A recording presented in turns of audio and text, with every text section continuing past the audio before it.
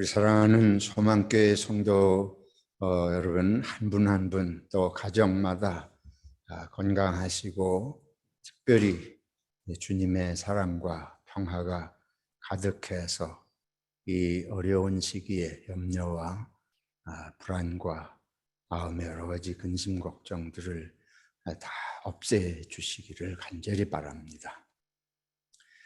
어느 나라든지 문화가 있습니다. 그 문화를 결정짓는 중요한 요소가 종교라고 할 수 있습니다. 우리 한국은 무교와 불교와 유교의 오랜 역사를 지니고 있습니다. 저희들이 서양과 한국을 문화적으로 비교해 볼 때에 상당히 다른 것들이 많은데 그 중요한 원인이 바로 이 문화적인 것, 또 그 문화를 형성하는 그 밑바닥에 흐르는 종교적인 것에 그 뿌리가 있다는 것을 우리 연구를 해보면 알게 됩니다. 한국의 문화의 특성을 몇 가지 짚어보면 우리 문화가 개인주의적이고 개인보다 조금 넓은 가족 중심주의의 문화 옳습니다. 일본 사람들은 충을 중요시하고 한국은 효를 중시하는 나라다. 그렇게 비교를 하는 경우가 있습니다. 충이라고 하는 것은 나라 전체를 생각하는 것을 말하는 거죠. 그러나 효라고 하는 것은 나의 부모님을 중심으로 한 내 가족, 조금 넓히면 일가 친척을 중요시하는 그런 문화라고 할 수가 있겠습니다. 그래서 우리 문화가 지역 중심주의도 많잖아요. 경상도, 전라도, 충청도 하면서 지역적인 연고를 굉장히 영향을 많이 받습니다. 물론 세계 어느 나라든지 지역적인 그런 것이 없는 나라는 없습니다. 사실 다 있어요. 그러나 한국은 이것이 너무 심각할 정도로 그렇게 영향을 미치게 되는데 그것이 이런 그 가족 중심주의의 연장선상에서 이해를 할 수 있습니다. 그러니까 사람들의 사고방식이 나라를 중심으로 통합되는 마음이 가능한지 아니면 나와 나 개인과 가족 중심, 지역 중심이 더 강한지 이제 이 순서가 어떻게 되느냐 그런 문제라고 볼 수 있는데요. 이것은 한국의 문화를 제가 자주 말씀드리지만 보십시다. 오랜 역사가 있잖아요.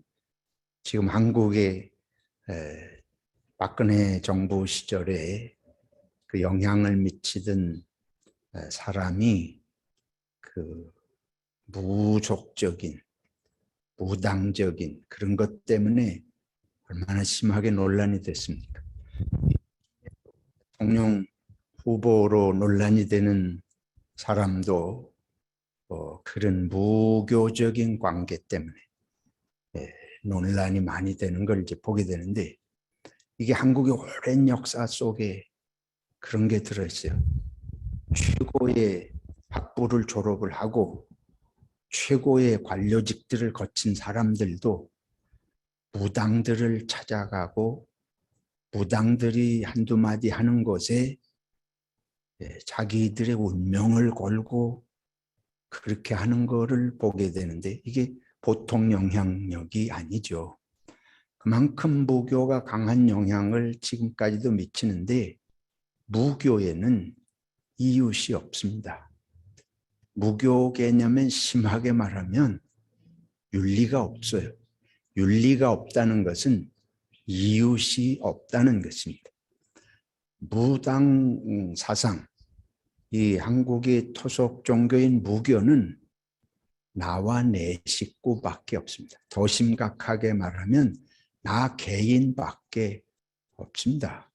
그래서 그거는 내가 건강하고 잘되고 재앙을 만나지 않는, 그게 무교의 시작과 끝이에요. 그 이상 무슨 사상이라는 자체가 없죠.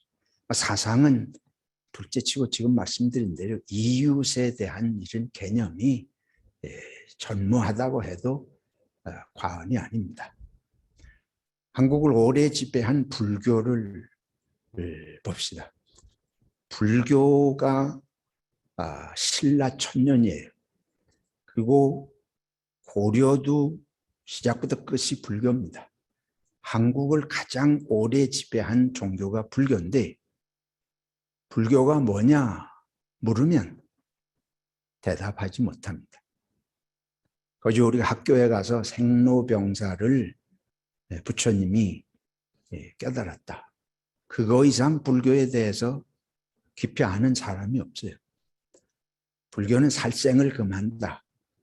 뭐 그 정도 세속오계 조금 더 알아야 세속오계라는 말 정도. 세속오계가 뭐냐 그것도 구체적으로 아는 사람이 그렇게 흔하지 않습니다. 그 뭘 말해요? 불교가 한국의 역사에 수천 년을 지배해 왔지만 불교가 뭔지를 아는 사람이 없다는 말이에요. 그 말은 부처님에게 가서 절하고 잘 되기를 바라는 무교의 연속 그거 외에 알맹이가 없어요.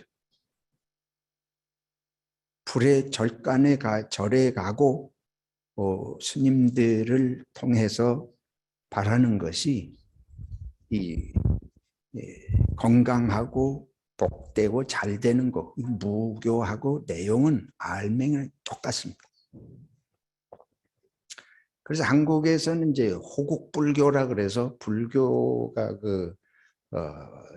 나라를 지키는데도 불교가 이렇게 이용이 되고 하는데 그 내용도 전부 그런 거예요. 부처님에게 잘하면 부처님이 나라를 지켜주신다 하는 거지. 팔만대장경, 이 한국의 해인사에 있는 팔만대장경도 그 팔만대장경이 어떻게 해서 생겨지게 되는가 하면 이 불경을 새기고 불경을 쓰고 필사라 그러죠. 쓰고 하면 부처님이 그걸 가상히 봐서 지켜주실 것이라, 나라를 지켜주실 것이라. 그래서 나라를 지키는 데 대한 관심에서 시작이 되고 나온 게 팔만대장경입니다. 그런 전통 속에서 한국 사람은 성경도 쓰는 걸 해요. 근데 그것도 뿌리가 그 팔만대장경처럼 그런 걸 필사하는 그런 걸 쓰면 신이 잘 보호해 줄 것이라 하는 이런 기본 정신이 무교적인 본성이 거기 들어가 있습니다. 그걸 제가 뭐 송두리째 나쁘다고 말씀드리는 것이 아니라 한국의 그 오랜 역사를 지배해온 불교도 이 미신적인 무교 이상의 기능을 하지 못했다고 하는 걸 제가 말씀드리는 거예요. 그 다음에 한국인의 현재의 생활, 저와 여러분 한국에서 나고 자란 사람들의 생활 패턴이 있습니다.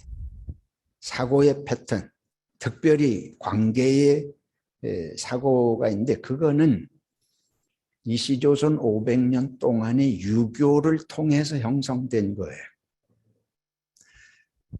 유교는 예의 범절을 아주 중요하게, 그러니까 인간 간의 관계를 아주 중요하게 가르쳐서 윤리관이 상당히 강하다 이렇게 볼 수가 있는데 그래서 그게 우리 한국 사람의 지금 전반적인 생활 패턴을 지배하는 게 사실이죠. 근데 이제 유교가 미친 영향이 아주 중요한 문제는 유교는 모든 걸 분리하는 관계를 이렇게 추구합니다. 관계가 하나가 아니고 관계를 다변화, 다중화하고 관계에 따라서 언행심사가 다 달라져. 한국의 그 존칭어가 얼마나 까다로워요. 그 존칭을 잘못 붙이면 아주 원수가 될 수 있습니다. 또 호칭이 그렇게 중요해요. 한국에는 이상진 이렇게 부르지 않고 목사님, 집사님, 장로님, 장로님에게 성도님 그렇게 불렀다가는 난리가 나죠. 영원히 대천지 원수처럼 생각할지도 모르겠어요. 왜 그래요? 그 호칭이 그렇게 중요한데 이게 전부 뭐냐 하면 구별하는 거예요. 구분 짓는 거예요. 뭘 하나로 모아가는 게 아니고 유교는 모든 관계를 구분을 짓습니다. 군신유의, 임금과 신하는 엄격히 구별돼요. 부부유별, 부부가 한 몸이라고 말하지 않고 다르다는 거예요. 모든 걸 다르게 가르칩니다. 그리고 사회가 양반, 쌍놈, 계층이 있잖아요. 직업도 모든 직업이 귀하다 이렇게 절대로 그렇게 가르치지 않습니다. 여러분 하시는 대로 산업공상, 선비가 제일 중요해요. 그러니까 한국은 그렇게 목숨 걸고 교육을 시켜요. 선비가 최고예요. 그 다음에 농사 짓는 거고 그 다음에 뭐 공업이고 장사하는 사람들은 아주 가장 그거를 비천하게 생각하는 모든 걸 구분 짓습니다. 그러니까 유교의 문화 속에 지금 600년 넘는 세월을 한국인은 지배를 받아오기 때문에 한국은 통일되지 않습니다. 한국은 마음이 하나 되지 않습니다. 이 유교가 갈래갈래 이게 전부 다른 어떻게 하나가 돼 그런 사상이 뭐 그 수백 년을 한국민을 다스려 왔잖아요. 자, 지금 다시 정리를 해볼게요. 무교나 불교는 개인적인 기복, 복받고 건강하고 장수한 거 외에 관심이 없습니다. 그런 이기주의적이고 개인주의적인 데다가 유교에 와서는 가족이 제일 중요해요. 나라가 중요한 게 아니에요. 가족이 중요해요. 나라를 위해서 충성한 사람들이 많이 있지만은 그러나 밑바닥은 가족적인 것이 더 강합니다. 그러면서 모든 계층을 나누고 직업을 나누고 그렇잖아요. 이 유교에 보면 양반들도 정일품부터 2품, 3품, 4품, 9품까지 또 뭐 종일품, 2품, 3품 해가지고 모든 것을 이 완전히 계급주의적으로 구분하는 사회. 그래서 한국은 통일되지 않습니다. 한국은 가는 데마다 남다른 다른 사람하고 나는 달라. 나는 정일품이야. 일은 계급이 높고 나는 장사치가 아니야. 그 장사치라고 옛날에 다 그랬잖아요. 그런 식으로 직업도 그런 식으로 선비가 되면은 그걸 타단하게 생각하고 뭐든지 귀하고 천한 걸 완전히 구분. 남녀를 너무 구분해가지고 남존여비, 남자만 중요하고 이게 유교 문화가 다 그래요. 유교 문화 들어간 데 다 그렇습니다. 그러면 자 이런 문화에 이런 종교적인 영향이 지배해온 민족이 오늘 보세요. 지역마다 갈등하잖아요. 전라도 경상도 앞으로 이제 우리 민족이 이 유교 때문에 이렇게 됐다고 하는 걸 전 국민이 깨닫고 학자들이 유교 이 내용만 볼 게 아니고 이게 미친 영향을 제대로 좀 깨닫고, 정치하는 인간들이 좀 그런 거 깨닫고, 대학에 교수하는 사람들이 그런 나라 전체를 보는 눈을 깨닫고 뭘 정신 차리고 이 나라가 이런 걸 극복해 가자 하기 전에는 천년이 가도 우리 민족의 이런 분열적인 이런 현상을 극복할 수가 없습니다. 그때도 보십시오.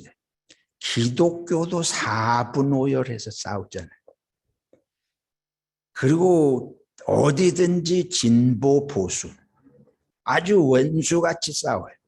진보 보수라는 게 서로 진보는 보수를 보완하고 보수는 진보를 보완하고 서로 보완 개념으로 보지 않습니다. 완전히 서로 원수 개념으로 보는 거예요. 그러니까 이게 정치가, 민주주의가, 양당 정치가 균형을 이루면서 보완하자고 하는 것이라고 볼 수 있는데, 그게 아니고 한국의 말은 민주정치라 그러고 양당정치라 그러지만 한국은 보완하자고 하는 게 아니고 왼수가 돼서 싸우자고 하는 것밖에 모르는 나라예요. 내가 볼 땐 그렇습니다. 죽을 힘을 다해서 싸워요. 온갖 문제를 다 없는 것도 뒤집어 씌우고 만들어 가지고 상대방을 죽이려고 하는 문화입니다. 경상도는 전라도 살리지 않습니다. 반드시 죽입니다. 전라도는 경상도를 죽여요. 야당은 여당을 죽이려고 그러고 여당은 야당을 죽이고 서로 죽여서 자기가 살겠다고 하는 게 한국의 풍토예요. 학문하는 사람들도 그래요. 자기의 창의적인 걸 통해서 보다 발전적인 걸 열어가려는 정신이 아니고 무조건 다른 것을 죽이고 자기가 우월하고 월등하다는 걸 주장하는 거예요. 교회도 그래서 무슨 진보, 보수는 아주 진보는 다 지옥간대. 그 사람들의 말로 하면 왼수같이 싸워요. 교회 안 다니는 사람들하고 사이는 전도하려고 그러니까 열심히 뭐 다 하지만 교회 다니는 사람들끼리 교파 조금 다르다? 벌써 눈꼴이 달라지. 이게 과장하는 거 아닙니다. 현실입니다. 현실은 이거보다 훨씬 심각합니다. 이게 왜 그러냐? 말씀드린 대로 우리는 그런 종교적인 영향 속에 이런 문화가 형성이 돼 온 것입니다. 자, 오늘 우리 성경을 봅시다. 이스라엘 백성들이 하나님의 말씀을 떠나면서 북왕국은 BC 721년에 망하고 남왕국은 BC 587년 6년 사이에 남왕국은 망해요. 그리고 바벨론의 포로가 돼가서 포로 생활 70년을 합니다. 포로에서 이들이 귀환하면서 이들이 성벽을 재건하고 실로암 연못이 있는 수문을 건축을 재건하면서 이제 이들이 그때의 지도자가 그 유명한 느헤미야라는 사람이고 정치적인 지도자는 느헤미야고 이때의 율법사로 종교적인 지도자가 에스라입니다. 두 사람은 같은 시대에 활동을 했다고 이렇게 보고 있습니다. 근데 오늘 본문에 보면 느헤미야에 이제 에스라가 등장을 하잖아요. 백성들이 수문을 건축하기를 마치고 백성들이 먼저 찾은 게 뭐냐 하면 에스라에게, 제사장 에스라에게 하나님의 율법책을 가져다 읽어주시오. 이스라엘 백성들이 망하고 포로 생활을 거치면서 그들이 깨달았습니다. 우리가 하나님의 율법을 등지고 하나님을 외면하고 오늘 이런 결과에 봉착하게 됐다.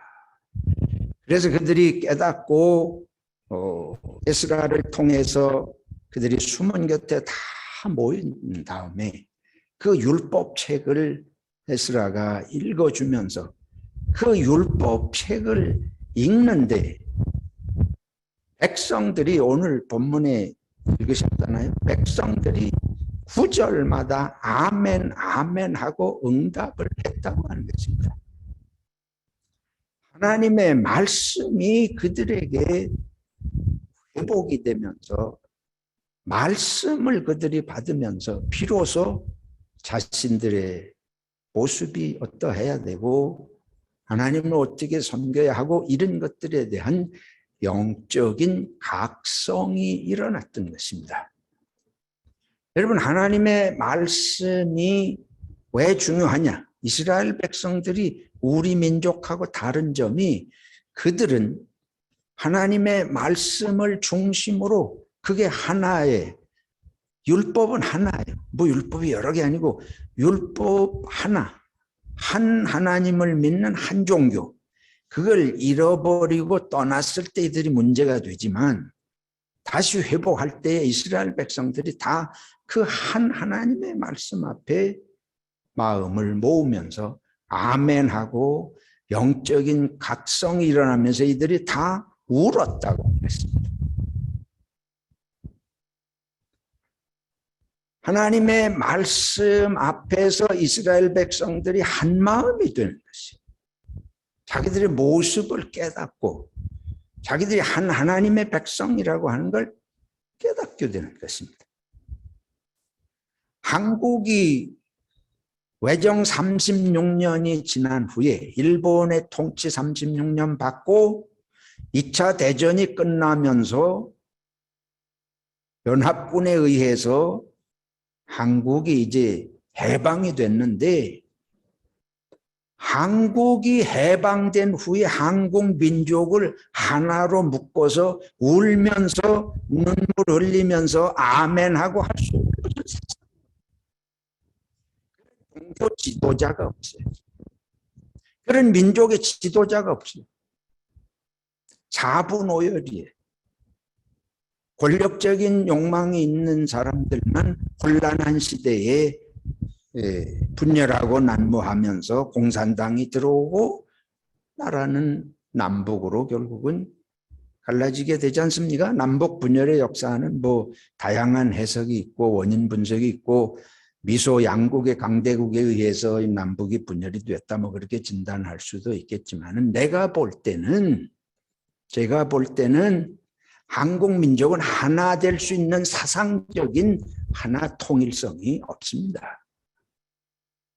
그게 없어요. 지금도 뭐 없잖아요. 불교가 그 역할을 하지 못하고 유교가 그 역할을 하지 못하고 기독교도 그 역할을 하기에는 그때 당시는 약했던 것입니다.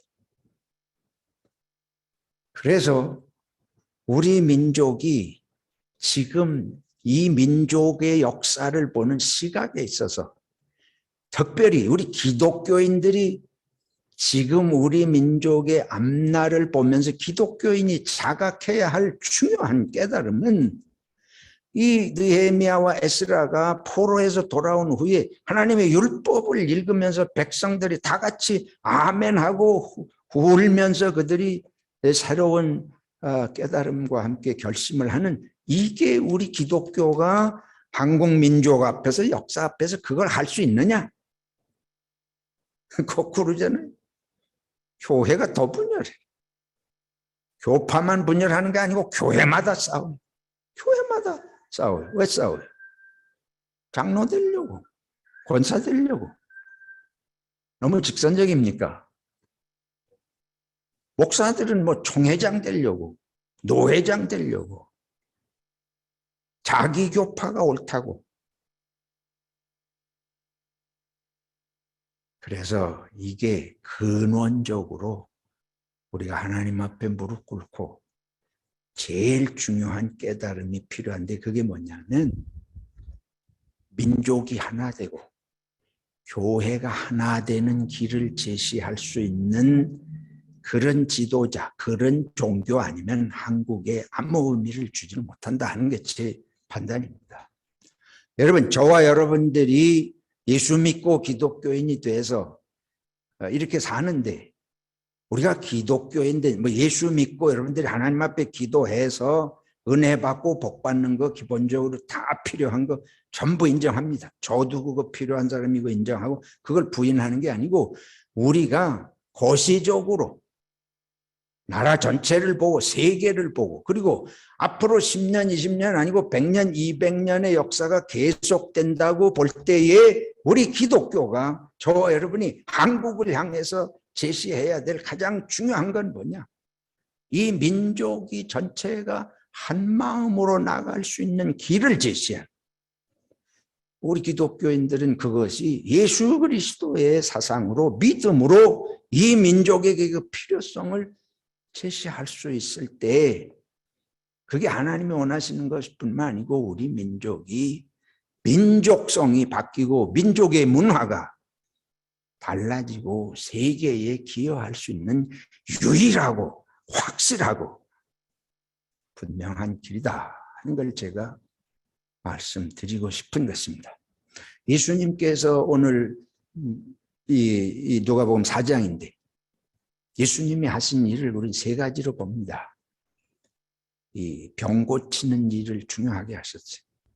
하나님의 나라가 어떤 것이냐 하나님의 나라에 대한 그 선포를 하나님의 나라는 이렇다 하고 말씀하시는 셋째가 가르치는 것입니다. 예수님의 중요한 사역은 가르치시는 것이었어요.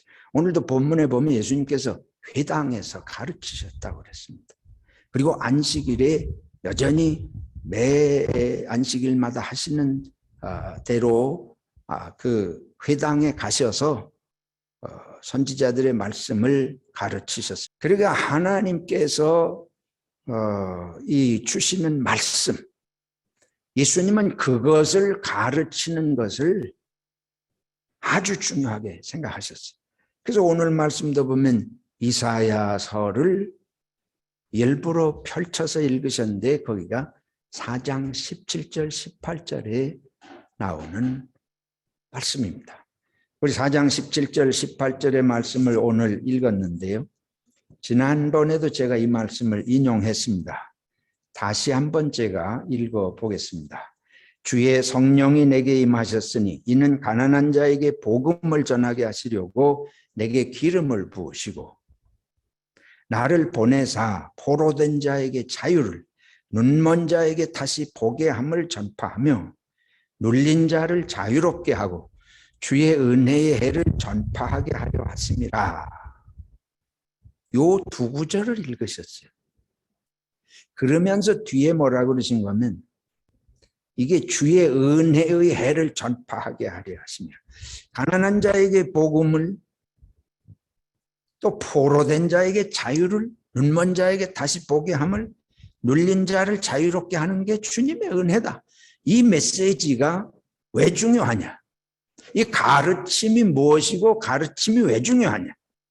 여러분 방금 제가 말씀드렸죠. 한국은 양반과 쌍놈은 다르다. 상인들은 쌍놈들은 평생 대대손손이 쌍놈 신분을 벗어날 수 없어요. 양반은 유교가 있는 한 이시조선이 계속되는 한 계속 양반이야. 대대손손. 그러면 양반들은 항상 땅을 나라로부터 하사를 받고 종을 부리고 여러분 이황 이퇴계가 그 거느린 노비가 300명이 넘습니다.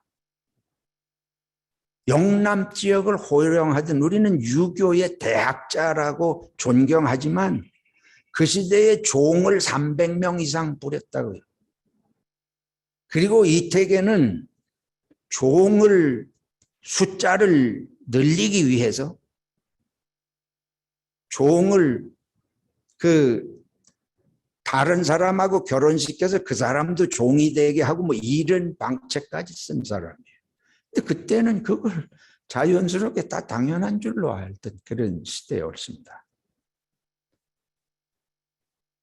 그러니까 제가 말씀드리는 거는 예수님께서 가난한 자에게 복음이 전파된다. 하나님은 가난한 자도 돌보시고 포로된 자도 돌보시고 눈먼 자도 돌보시고 그것이 백성들에게 왜 예수님이 이 말씀을 읽어드려요? 우리 이스라엘 민족이 지금 깨달아야 될 것은 너희들이 종교 노름을 하고 있을 것이 아니라 이 백성이 하나로 함께 살아야 된다. 하나님은 이 민족이 같이 살아야 된다. 종교 지도자들이 빌라도 앞에 가가지고 로마 정부 앞에 세금 조금 덜 바치고 자기들 지위 유지하려고 맨 그런 작당이나 하고 저 갈릴리 같은 시골에 굶주리고 병들고 이런 사람들에게 관심이 없고 이래가지고 하나님의 은혜가 어떻게 전파되냐. 이런 하나님은 이런 사람들도 먹이시고 입히시고 모든 사람들이 평화롭게 사는 세상이 하나님이 창조하신 모든 인간을 향한 하나님의 사랑인데 종교를 하나님을 가르친다는 자들이 이런 거는 관심이 없다. 그러니까 예수님은 회당에 가셔서 이 백성이 깨달아야 할 것. 안식일에 회당에 와가지고 배워야 할 것이 무엇이냐. 하나님은 이런 사람들을 돌보라고 우리들에게 사명을 맡겨주셨다. 이걸 가르치시는 거예요. 이걸 배워야 백성들이, 관료들이, 지도자들이 그런 실천을 하나님의 뜻을 알고 실천하려고 그럴 거 아닙니까?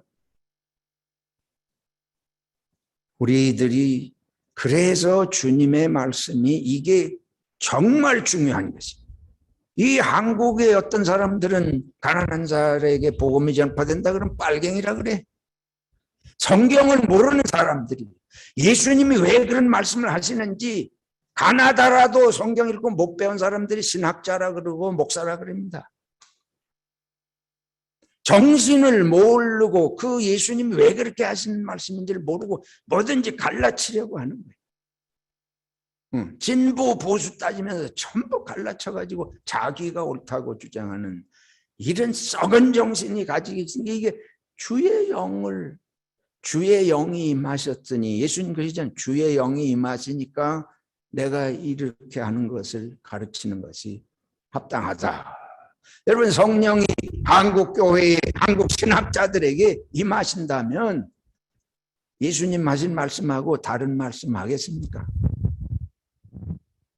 안 그래도 말씀드린 대로 양반 쌍놈을 갈라치고 동서남북을 가르고 직업의 귀천을 가르든 이거에 쩔어있는 민족에게 교회가 제정신이 나면 우리가 하나 되는 길을 우리 민족이 하나라고 하는 것을 하나님 앞에 이거를 깨닫고 서로 돌보고 직업의 빈부의 귀천이 없다고 하는 것을 대통령이든 백성이든 차이가 없고 공부한 놈이든 못한 놈이든 똑같다고 다 하나님이 귀한 백성이라고 하는 걸 기독교가 제시하지 못하면 기독교는 바리새인처럼 되는 거고 사두개인처럼 되는 거고 율법사처럼 되는 거고 한국의 암덩어리 존재가 되는 거 외에 뭐 그러니까 개신교가 그렇게 돼가지고 지금 암덩어리 취급을 받는 거 아닙니까?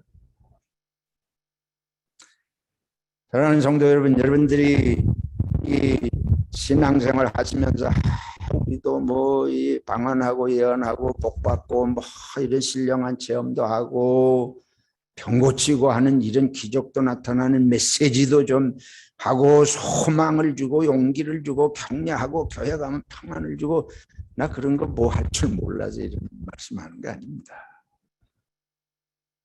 그거 예수님 앞에 기도하시면 다 필요하신 대로 은혜를 주시거니와 우리가 이 시대에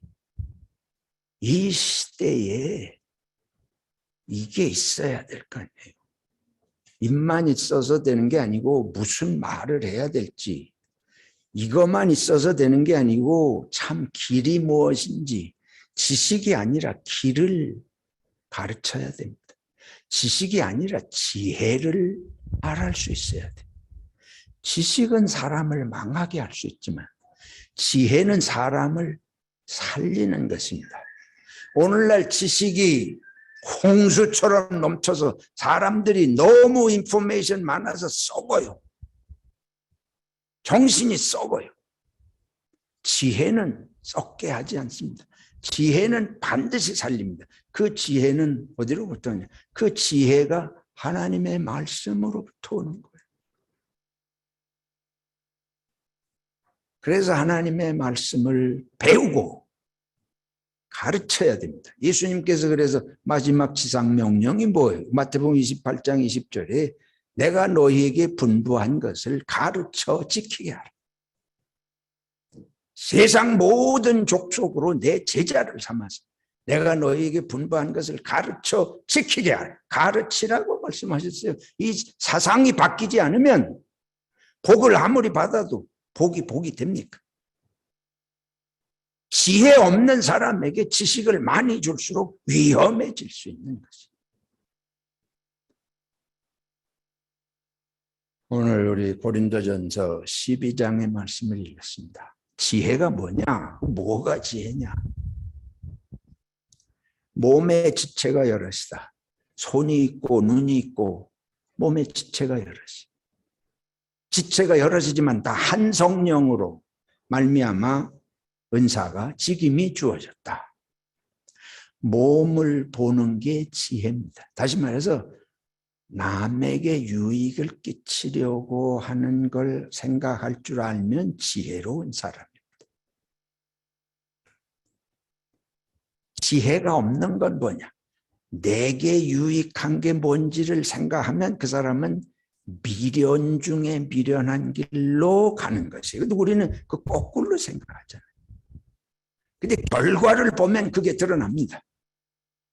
하나님이 인도하시는 전체를 보고 예수님 말 하나님의 나라를 보라. 하나님 나라 전체를 보는 눈이 열리고 남에게 유익한 것이 무엇인지를 남을 살릴 수 있는 게 뭔지를 생각하는 사람은 반드시 지혜로운 사람이 됩니다.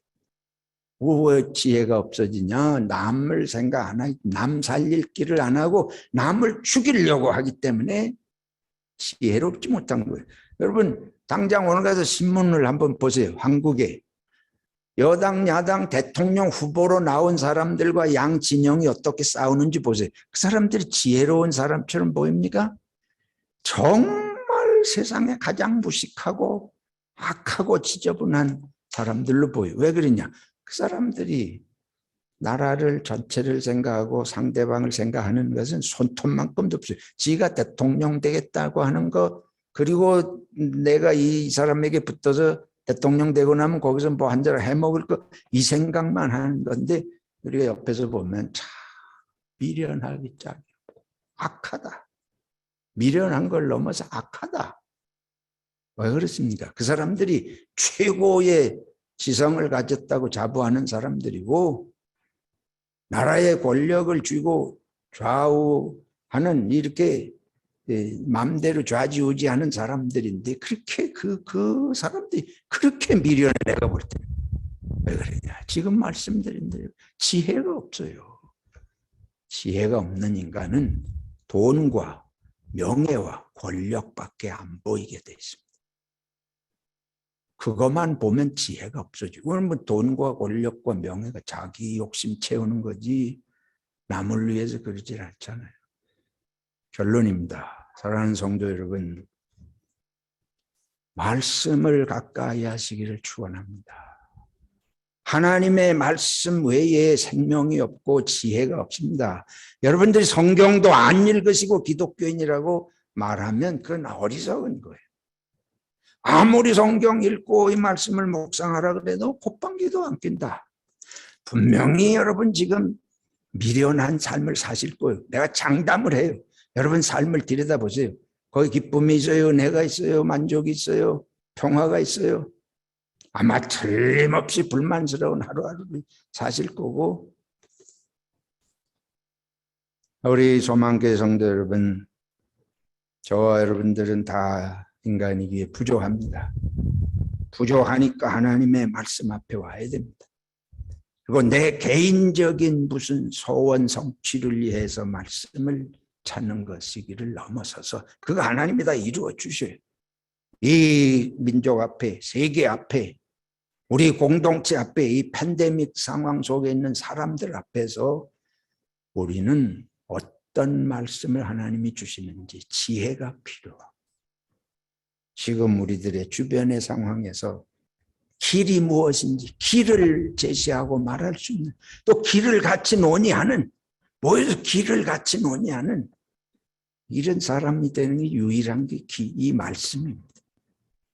이스라엘 사람들처럼 나라가 망하고 포로 생활을 다 겪은 후에야 율법책이 소중한 걸 알고 율법을 읽기만 하는데도 아멘 아멘 하고 눈물 흘리는, 여러분 지금 이게 뭐 율법을 읽는 게 아니고 이게 읽으려고 그러면 졸리고 잠이 오고 설교 시간이 길어가지고 그게 답답하고, 주님의 은혜는 말씀으로부터 오고 백성은, 비전은 말씀 속에서 우리들에게 오는 것을 생각하고, 성도 여러분, 예수 믿는 거 감사하고 성경 읽는 거 감사하고 이 말씀을 가까이 하면서 생명력으로 충만하고 이웃을 살리는 예수 그리스도의 제자 되시기를 예수 그리스도의 이름으로 축원합니다.